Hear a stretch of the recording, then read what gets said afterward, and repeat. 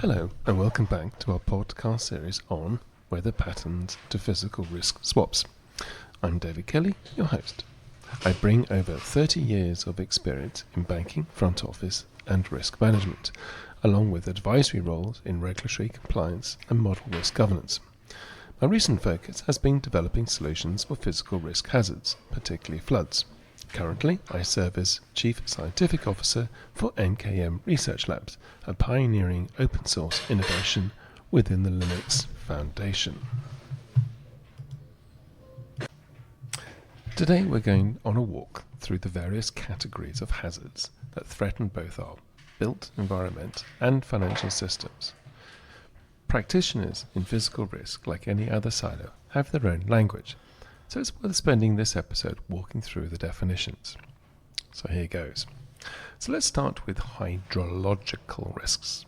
These water-related hazards form the foundation of many physical risks we face. Flooding comes in several forms, each with distinct characteristics.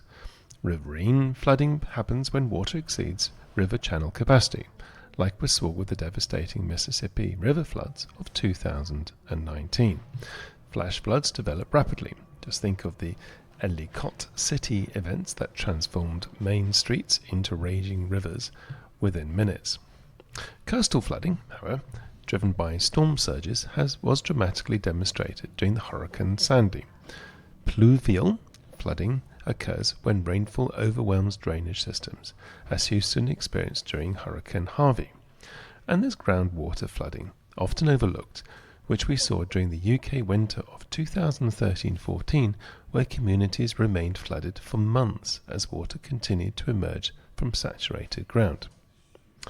Drought represents another critical hydrological risk, with profound economic implications. The California drought of 2012-16 not only decimated agricultural production, but triggered massive property value fluctuations as water rights became increasingly contentious.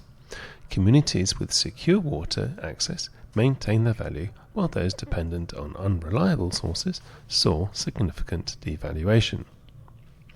Landslides, often triggered by saturated soils, create catastrophic localized damage. The Oslo landslide in Washington state in 2014 not only caused immediate destruction, but rendered entire areas unbuildable, effectively erasing their financial value from the market permanently. Moving to meteorological risks, we have weather-related hazards with diverse impacts. Hurricanes, typhoons, and cyclones deliver triple threats of wind, rain, and surge, as Katrina demonstrated with devastating clarity.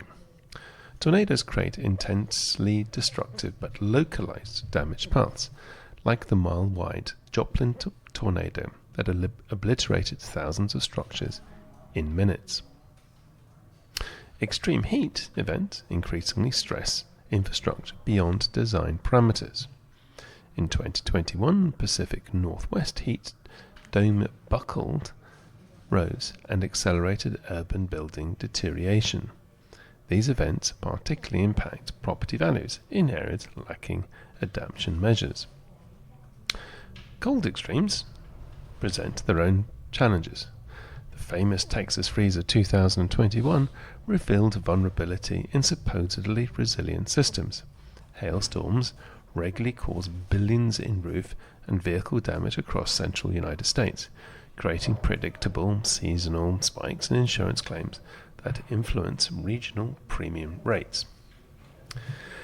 Geological risks represent less frequent but potentially catastrophic threats. Earthquakes create not only immediate structural damage, but trigger reassessment of entire regions' risk profiles.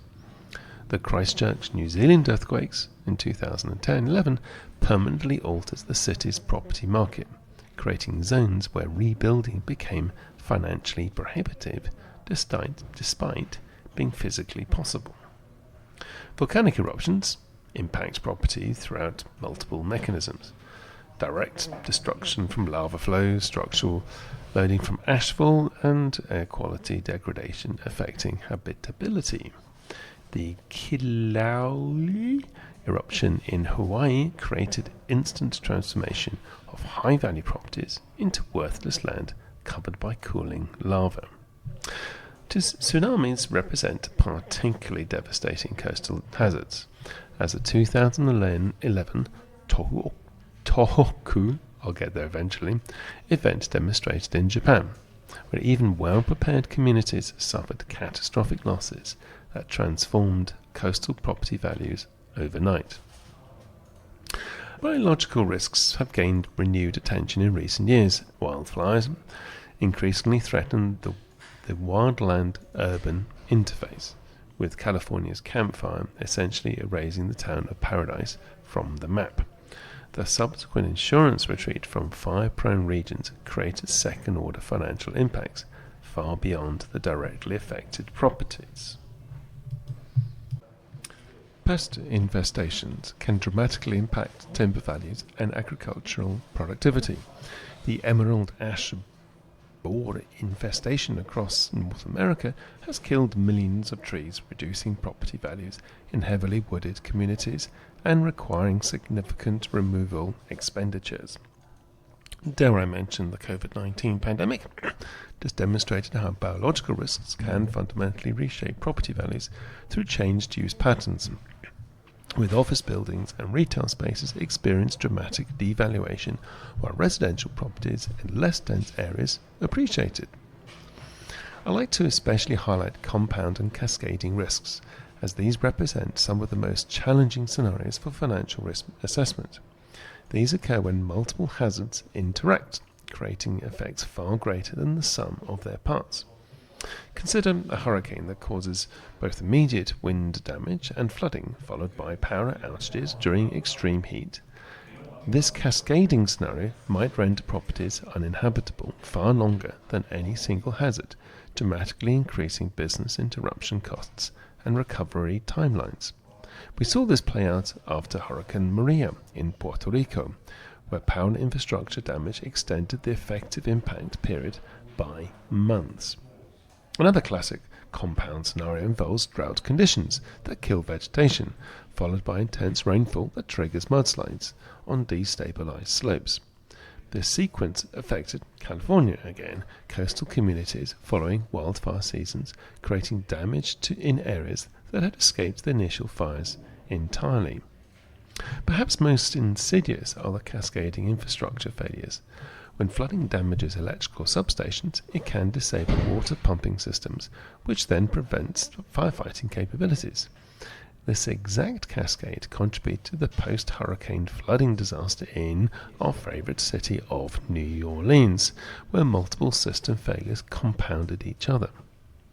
Sea level rise represents a slow-moving but relentless risk multiplier, progressively increasing the damage potential of storm surges. Miami Beach properties already experiencing sunny day flooding during high tides, forcing enormous infrastructure investments and creating uncertainty in long-term property valuations, even without storm events. The financial implications of these compound scenarios are particularly challenging to model. Traditional risk assessment tends to evaluate hazards independently, often missing the non-linear interactions between them. Properties may have financial protection against individual hazards while remaining exposed to these compound scenarios. This hazard landscape forms the foundation for understanding physical risk in finance. The translation of these physical events into financial impacts requires sophisticated modeling approaches that bridge the gap between environmental science and banking mathematics, which is exactly what we'll explore in the next episode of our series. Thanks for joining me today.